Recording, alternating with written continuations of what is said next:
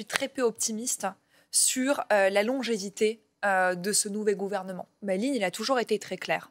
Ni Rassemblement national, ni la France insoumise. Vous les mettez au même plan, les deux. Quand vous regardez aujourd'hui le fait que le Rassemblement national arrive à attirer près de 11 millions de Français, il y a une question à se poser.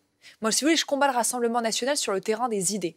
Quand vous regardez les instances de l'Assemblée nationale, je crois que le Rassemblement national est parfois représenté dans certaines instances, dans certaines commissions.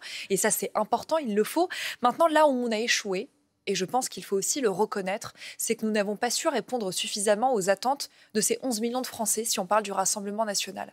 Et je pense notamment aux questions d'immigration et aux questions sécuritaires. Et là-dessus, il faut le dire, oui, nous avons échoué. Nous avons échoué. Nous n'avons pas su faire preuve de suffisamment de fermeté sur certains sujets, notamment la lutte contre l'immigration irrégulière. C'est un échec et je le déplore. On verra ce qui se passera très prochainement. Mais malheureusement, je suis très peu optimiste sur la longévité de ce nouvel gouvernement. Tout simplement parce que je crois que face à nous, il nous reste 2 ans jusqu'aux prochaines élections présidentielles.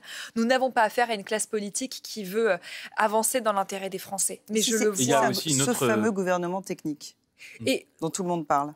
Puisque Sébastien Lecornu promet ce soir que ce sera le gouvernement du renouveau. Et je crois que nous avons besoin de renouvellement. Moi, je suis profondément favorable. Où ça, j'y suis profondément favorable avec un élargissement.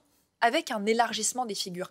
Je souhaite qu'on ait aujourd'hui un gouvernement qui puisse représenter l'ensemble des sensibilités politiques du pays, à partir du moment où il y a une volonté d'avancer dans un seul intérêt qui est celui de servir les Françaises et les Français, et non pas servir leur propre personne.